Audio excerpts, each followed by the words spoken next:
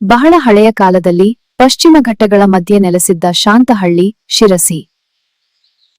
ಈ ಪ್ರಕೃತಿಯ ಮಡಿಲಲ್ಲಿ ಜನರು ಸರಳ ಬದುಕು ನಡೆಸುತ್ತಿದ್ದರು. ದೇವರ ನಾಮಸ್ಮರಣೆಯೇ ಈ ಜನಗಳ ಶಕ್ತಿಯಾಗಿತ್ತು. ದೇವಾಲಯಕ್ಕೆ ಹೋಗುತ್ತಿದ್ದರು. ಕಾಲ ಬದಲಾಯಿತು. ಹಳ್ಳಿಯಲ್ಲಿ ಅನಾರೋಗ್ಯ ಮತ್ತು ಭಯ ಹರಡಿತು. ಜನ ಭಯಭೀತರಾದರು. ಜನ ನಮ್ಮನ್ನು ಕಾಪಾಡುವ ದೈವ ಶಕ್ತಿ ಬೇಕೆಂದ್ರು. ವೈದ್ಯರು ಭೇಟಿ ಕೊಟ್ರು. ಮಹಿಳೆಯರು ದುಃಖಿಸ್ತಿದ್ರು.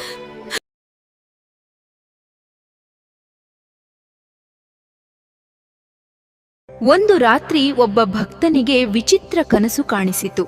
ದೇವಿ ಪ್ರತ್ಯಕ್ಷಳಾದಳು. ಭಕ್ತ ಆಶ್ಚರ್ಯಗೊಂಡ. ಭಯಪಡಬೇಡ ಭಕ್ತ, ಓ ನನ್ನನ್ನು ಹುಡುಕಿ ಪ್ರತಿಷ್ಠಾಪಿಸಿರಿ ಎಂದು ದೇವಿಯು ಭಕ್ತನಿಗೆ ಹೇಳಿದಳು.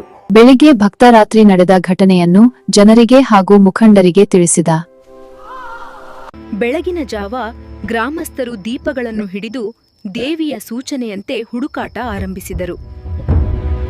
ಕಾಡಲ್ಲಿ ಹೋಗುತ್ತಿದ್ದಾಗ ಜನರಿಗೆ ಹೊಂಡದ ಬಳಿ ವಿಶಿಷ್ಟ ಬೆಳಕು ಕಾಣುತ್ತೆ. ದೇವಿಯ ವಿಗ್ರಹ ಕಂಡಾಗ ಎಲ್ಲರ ಮನಸ್ಸು ಭಕ್ತಿಯಿಂದ ತುಂಬಿತು. ಜೈಕಾರ ಕೂಗಿದರು. ಭಕ್ತರು ಸಿಕ್ಕ ದೇವಿ ವಿಗ್ರಹವನ್ನು ಪ್ರತಿಷ್ಠಾಪಿಸಿದರು. ದೇವಿ ಊರಿನ ಎಲ್ಲ ಜನರ ಕಷ್ಟಗಳನ್ನು ಪರಿಹರಿಸಿದಳು.